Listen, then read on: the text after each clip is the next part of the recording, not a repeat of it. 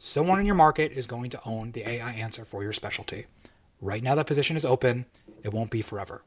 So let it be you and slay those subluxations the right way.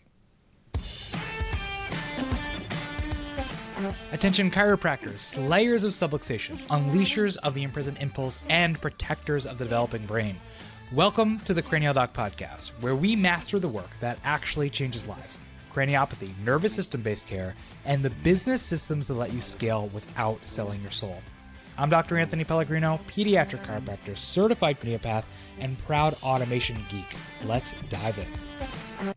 I want you to do something right now before I say anything else. And if you're driving a car, pull over or pause this, get to your office, get to where you're going, open up a phone or your computer. Open ChatGPT or Perplexity if you have it or use it, and type this: best pediatric chiropractor in your city, or whatever your specialty is. TMJ, I hope not neuropathy, whatever. What you just saw is either going to make you feel good or it is going to bother you for the rest of your episode. So if your name showed up, great. Stay with me anyway because I want to show you why and what you need to protect. If your name didn't show up and someone else's did, well, that is the conversation that we're going to have today. Because the result that you just saw, it is not luck. There is a system, and most of us have no idea that it exists. The agency that we use, not all, many of the agencies that they use, their incentive is just to do the least amount of work on your account possible and continue to have the highest margin, because it's too much of a pain in the ass for you to take your website away from them, and so they have you buy the cojones. So let's go ahead and talk about what AEO is and why it's different from everything that you've been doing. The specific signals that determine whether AI recommends you or your competitor, and one thing that you can do today to see exactly where you stand. This is not a "the future is coming" episode. It is already here, and here is what to do about it episode. So let's go. For the last decade, the playbook was clear, and it worked. You built the website, you wrote the service pages, you earned the reviews, you had your internal linking, you had an occasional blog that went out, you claimed the Google business profile, you posted on it, you kept it updated, you did the local SEO, the title tags, the schema, the whole thing, and you showed up on Google. You ran your analytics, or somebody ran your analytics every week, and you just wanted to see that you were crawling up higher and higher and higher on the first page. And that still works. So don't throw any of that out, continue to do it. But something has shifted, and the practices to figure this out earlier are going to be the easiest to own their market AI's answers before the rest of the profession even know that this is a conversation. The patients that you want most is probably the research-heavy parents, the adults managing complex health situations, the people who commit to their care plans and refer their whole family. These people, the ones that don't just search chiropractor near me and go there, but the ones that have already bought in before showing up, they're not starting on Google anymore. A growing number of them open ChatGPT or Perplexity or Claude first and type a question in plain language. Who is the best nervous system chiropractor near me? Is chiropractic for kids good with mouth breathing in Cincinnati? And they get an answer. Not a list of 10 links. They get an answer with names, multiple, and then often a recommendation that goes along with it. This is your best recommendation if you want this. The Google ranking doesn't get you into that answer. They're not using Google often to search. That's the gap. And I want to be clear, this is not a problem with Google. Google is still important. We still run ads. We still do SEO. We do all of it. This is another layer that most people haven't touched. So most people think like, I just need more reviews.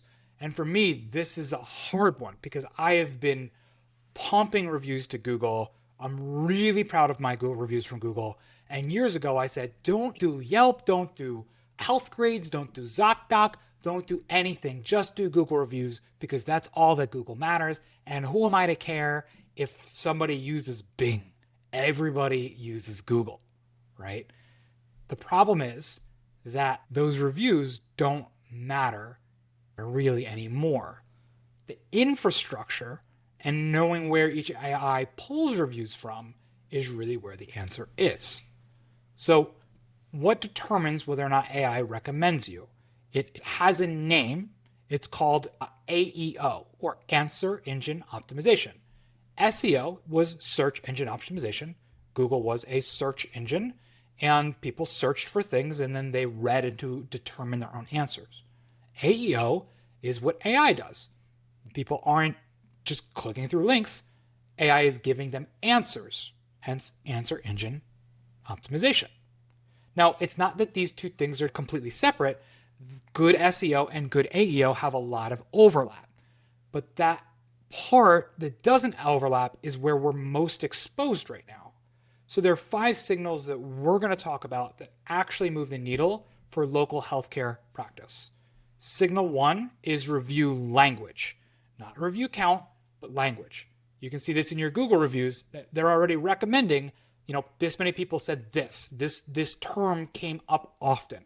And going all the way back, very important, to our brand, like episode 1 on this podcast, the brand voice guide, we asked AI to actually analyze all of our Google reviews to come up with the language that our patients are using so that we could communicate that in all of our marketing since.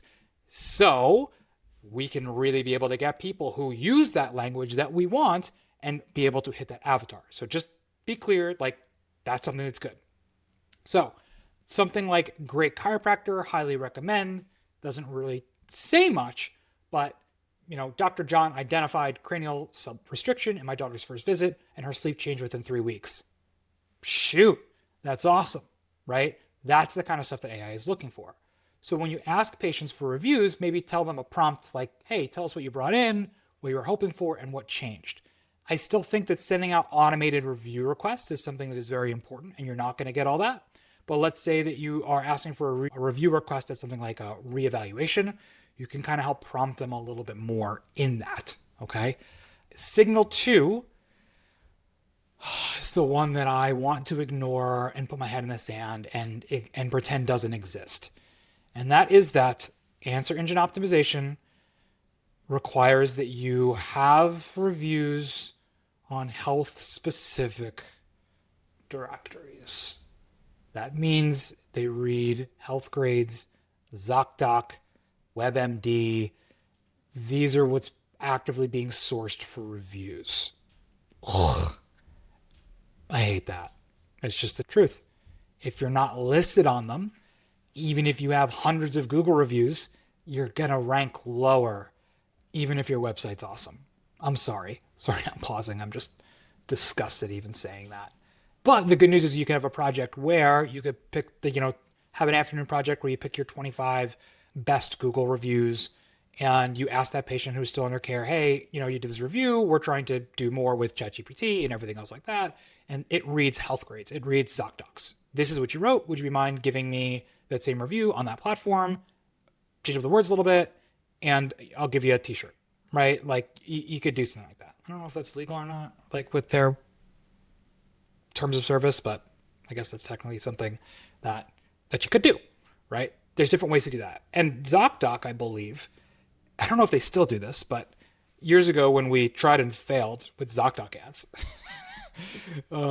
they let us import. We could hand import 25, I think, written reviews. And if they still do that, you have to upload and scan it and get signature and upload it. But it's way easier to get somebody just sign something in your office. You filled it out, you typed on it, they just sign it. This was the review you gave us on Google.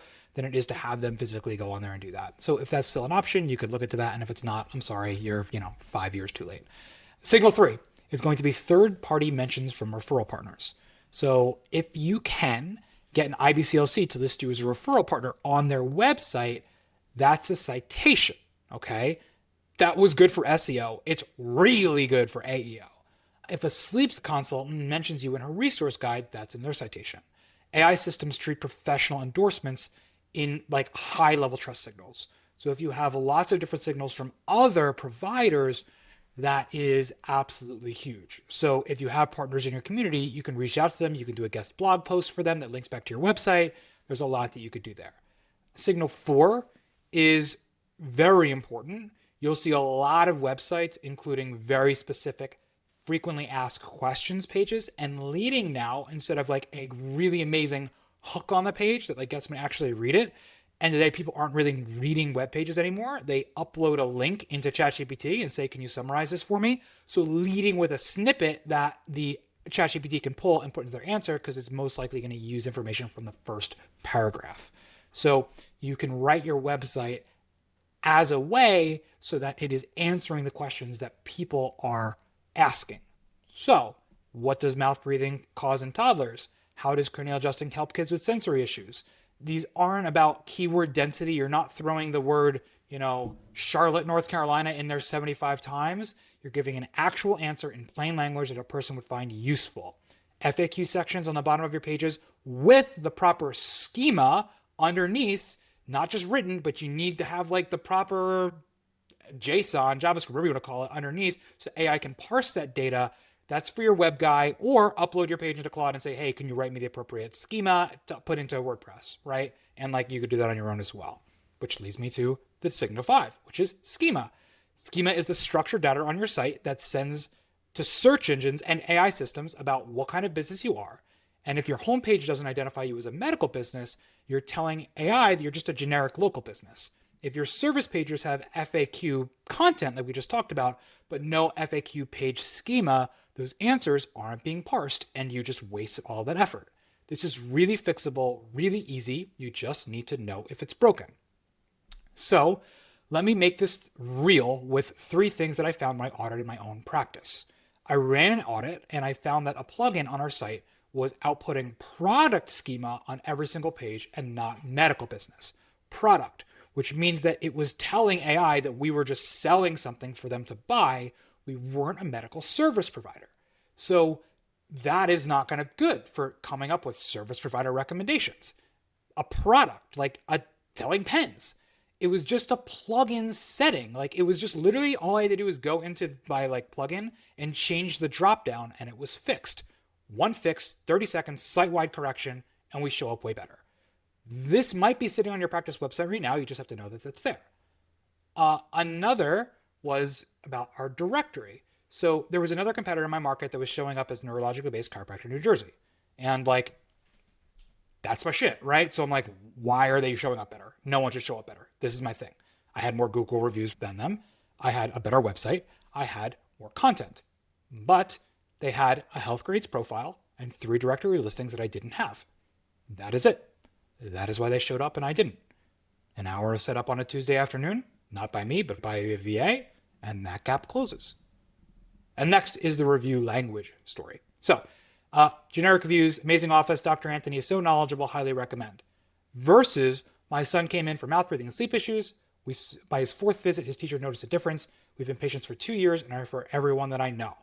Which one do you think is going to be better for AI? So, the second patient was always going to leave a great review. We just kind of helped prompt them to say it the right way. So none of this is complicated. And that's what gets me about it, right? It's not a content problem. It's not a credibility problem. It is a visibility infrastructure problem. And most of it is fixable once you know that that's there.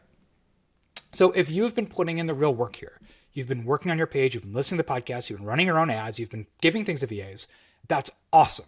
If you've built a real patient practice with real results and real patient outcomes and real referral relationships, the gap between what you've earned and what AI says about you is not a reflection of your clinical value. It's just a system that you didn't know even existed. I didn't know existed was a few months ago, and you're just finding out right now. So that's not on you. There's been few people who have been talking about this in chiropractic, and when they talk about it, it's very vague in an effort to just get you to buy their course. And even the agencies that I know do a good job on this don't even talk about it too much on an outgoing. So it's just being missed. So there's a huge opportunity here to move very early on this and own your market's AI answers before anyone else even figures out or even has a conversation worth having.